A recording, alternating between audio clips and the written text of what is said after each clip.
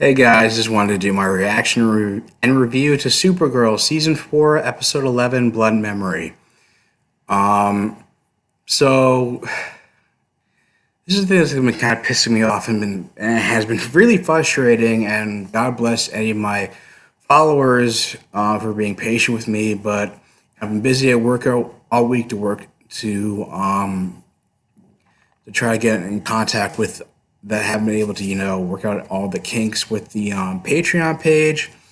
And of course, I think I'm also mentioning another video that I had to get a new hard drive for my computer. So, in addition to the fact that I had to re-download the XSplit video software, and somehow it doesn't allow me to do a split screen. All I get is like a black screen whenever I try to do like a split screen to do reaction videos to the episodes now. And XSplit has not responded to any of my messages on Facebook Messenger for weeks now, even though they used to be more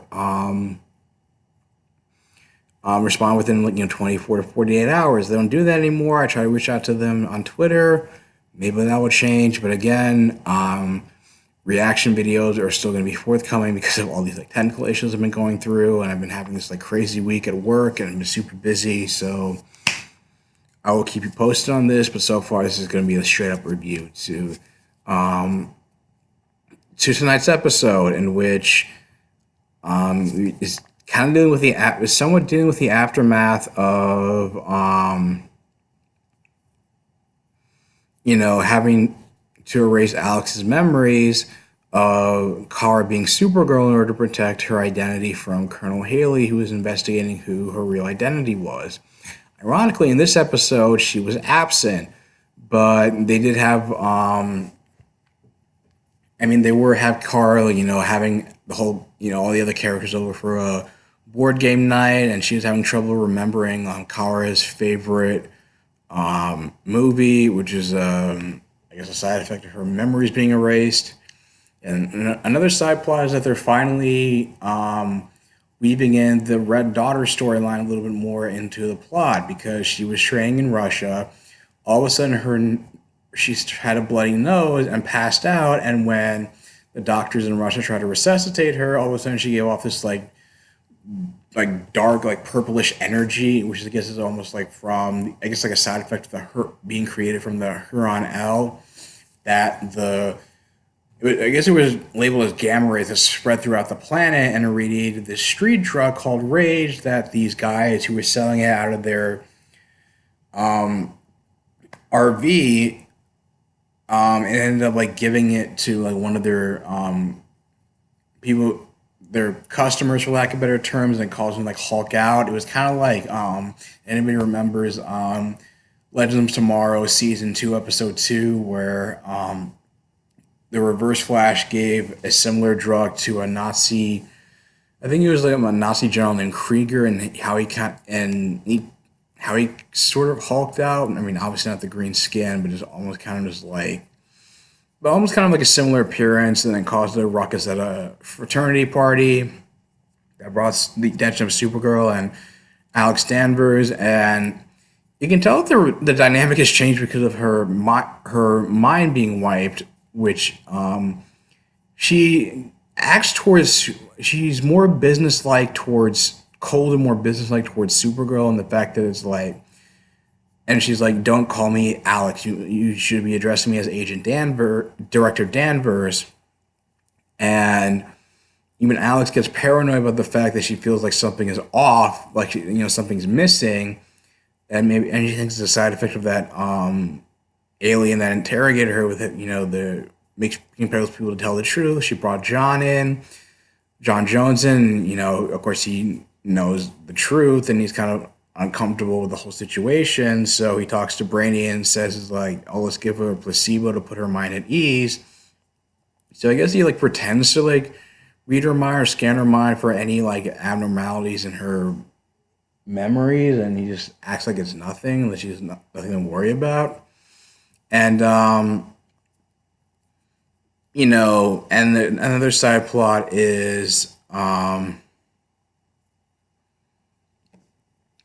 pretty, I guess, like Nia trying to go back to a Harvest Fest in her hometown, which is supposed to be almost like a kind of utopia and kind of like a paradise for human and alien relations. And the thing is, she has not been forthcoming with her family about getting her visions, especially because her older sister Maeve has been expecting to get the vision, and like nobody in her family was expecting Nia to get the visions because apparently it's passed on once per generation to one woman once per generation. And I guess they never figured that she would get the powers because she was like her actress. She was born a boy and transitioned, and she kept having these visions of like her mom's death. Like she's drinking this like I guess glass of wine or something, and he turns to ash, and then she has another vision over there where she gets like passed out because she was bitten by a spider, and she's in the same dream with her mom, and she realizes like, oh, I was wrong. You were the one that meant to get the visions, and you were and even though Nia didn't want the visions and wanted to pass it on to her sister May because she's the one who clearly wanted the powers. Her mom told her as her last dying breath in the dream world that if she's got it, that she was that she was destined born to have it. And I guess they kind of cleared up the discrepancy about even though she was born a boy in transition, that because she was a woman in mind and soul, that is still that's how it was still passed on to her. It was like a bit of a plot hole created from like 402 or 48.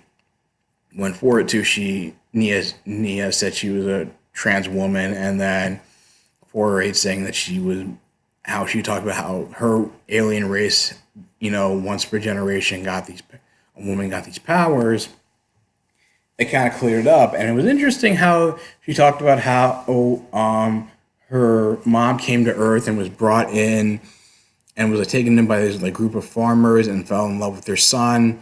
It was almost kind of like a similar dynamic with Barry being taken in by the West family, and Barry and Iris becoming a couple. But of course, people are gonna.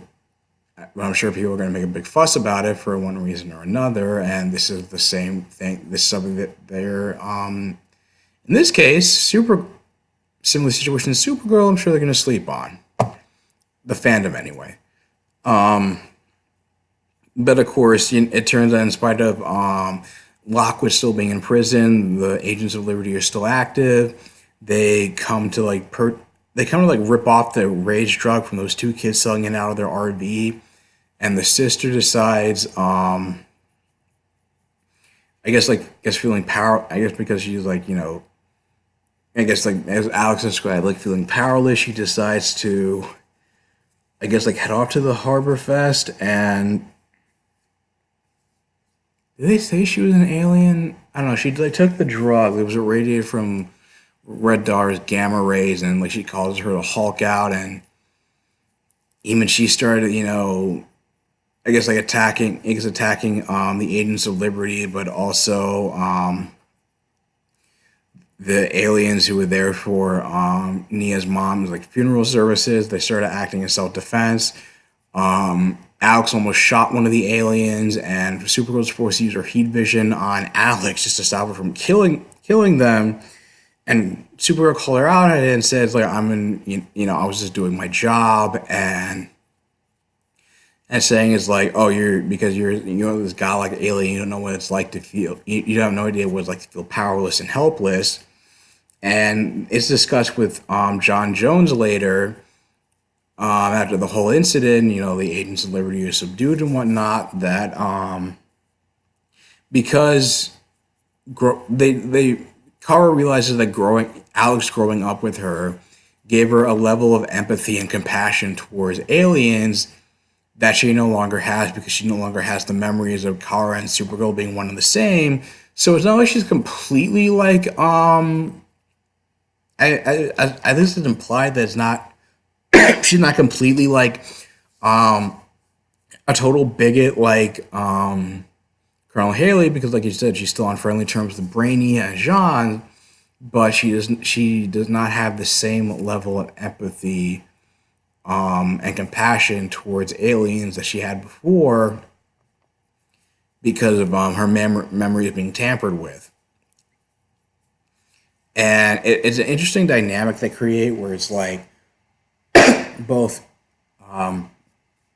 Kara and Nia both feel alienated from their own families, especially when Nia, when trying to protect, she foresees Maeve almost getting killed by an Agent of Liberty. Maeve realizes that Nia's the one who had the powers. She's pissed off that Nia didn't say anything to her, and she even goes as far as saying, "It's like, how can you have the powers? You're not even a real woman." Which I'm not surprised because it feels like you know, that was something that was going to be brought up, and she was going to use that as kind of like a low blow to her sister. Saying that she was trans. So it's like, oh, it's like, how can you have the powers when you're not like you were never born a girl to begin with. And it's also he also keeps trying, and Kara throughout the episode keeps trying to relate to Nia about how it's like having to keep a secret from your sister and feel like an outsider. And she finally reveals herself as Supergirl to Nia. And I guess it's supposed to. I guess this is like the direction they're gonna take for like the back half of this season, in which is, I guess she's gonna. I guess Nia's gonna act like her surrogate sister to Kara, and this dynamic between Alex and Kara like no longer being as close because of the Colonel Haley situation. Is something that's gonna. I thought that would only last for maybe a couple of episodes, but now I get the feeling it's gonna last towards at least towards like close to the season finale. I know it's going to be controversial because everybody knows that. I guess like it always felt like the relationship between Alex and Kara has been like I feel like it's been the crux of the show and like a draw and something that's going to draw audiences in. But I guess this is the writers trying to like shake up the status quo, and I'm gonna try to go in with an open mind and see where this goes. I mean, the only other thing that happened with James is that one of the Catco reporters saw that that Lena's experience was being like financed like off the books, and James trying to cover her, saying it's like, oh, it's legit. There's nothing wrong. Don't worry about it.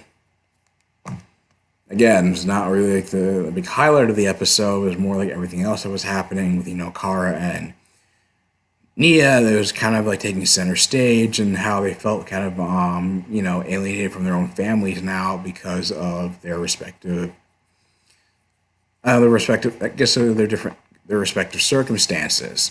Like I said, and it looks like we're not going to get our next new episode is not going to be not going to be until like February 17th. I guess because the Super Bowl's next weekend, and I think the Grammys are airing the Sunday after that on CBS. So I guess CW realizes that nobody's gonna be watching the show on both of those Sundays. Is my best guess for why you have to wait a few weeks for the next new episode, and it's a bit weird, like the timing of how it worked out with Supergirl coming back only for like 2 new episodes in January, and then now you have to wait a few weeks for all new episodes. But yeah, like I said, I like the tone that this show has been taking.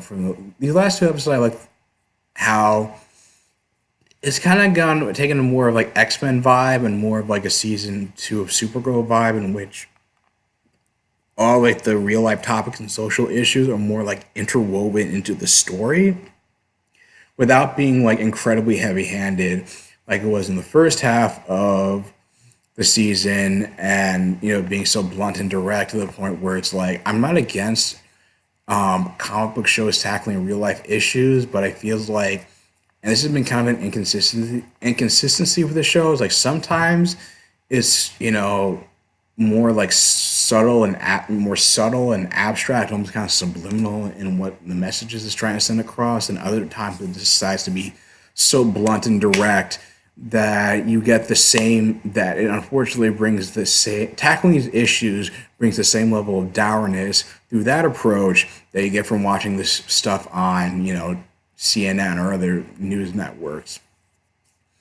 And I feel like the people who work on the show underestimate and just assume that the people that were pissing off were just like right wing bigots. But it's like I've seen other YouTube reactors, other people online who are again who hate the political climate that we're in now, but even feels like this show has tended to be like too political and direct about it. That's almost like kind of off-putting. It's almost kind of off-putting and made the show kind of a bit exhausting to watch, at least in the first half of season 4. If they continue with this direction, in the second half of season 4, then it'll have like a strong conclusion, and it'll feel like it'll take the show more back on track, and it'll be more of a step in the right direction for what the writers are trying to accomplish through the show.